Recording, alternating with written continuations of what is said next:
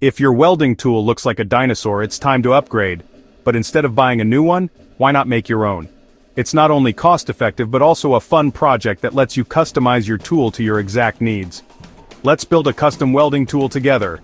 This guide will walk you through each step, ensuring you have a reliable and personalized tool by the end. So, what's the game plan?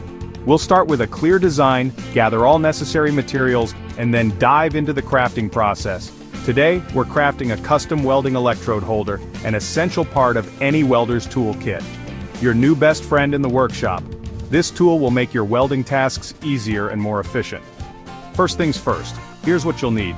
Gather all your materials and tools before starting to ensure a smooth workflow. Steel or copper rod for the main body. This will be the backbone of your electrode holder, providing strength and durability. Copper or brass clamps. These will hold the welding electrode securely in place.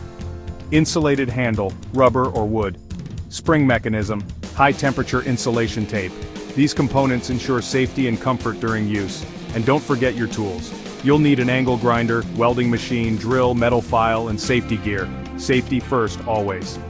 Make sure you have your safety gear on before starting any work. This includes gloves, goggles, and a welding helmet. Step 1. Cutting and shaping. This is where we start forming the main body of our electrode holder. Measure and mark your rod at around 7-10 inches. Precision is key here, so take your time.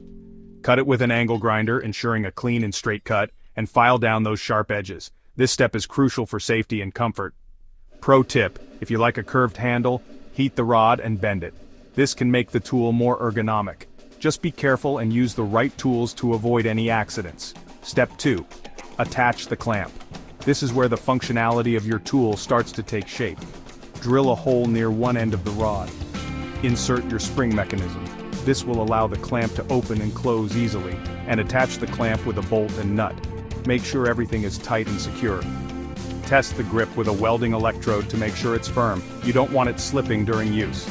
Adjust if necessary to ensure a perfect fit. Step 3. Insulate the handle. This step is all about safety and comfort. Wrap the handle with rubber tubing or fiberglass, securing it with high-temp tape. This will protect your hands from heat and provide a better grip. For a wooden handle, drill and screw it onto the rod. Make sure it's tightly secured. Check the comfort of the handle. It should feel good in your hand, not too heavy or awkward. Comfort check time. Adjust if needed to ensure it feels just right. Step 4. Test it out. This is the moment of truth. Slide in a welding electrode, turn on your machine, and strike an arc. This will test the functionality of your new tool. Make adjustments if needed, ensuring everything works perfectly. And you're good to go. Your custom welding electrode holder is ready for action. And there you have it.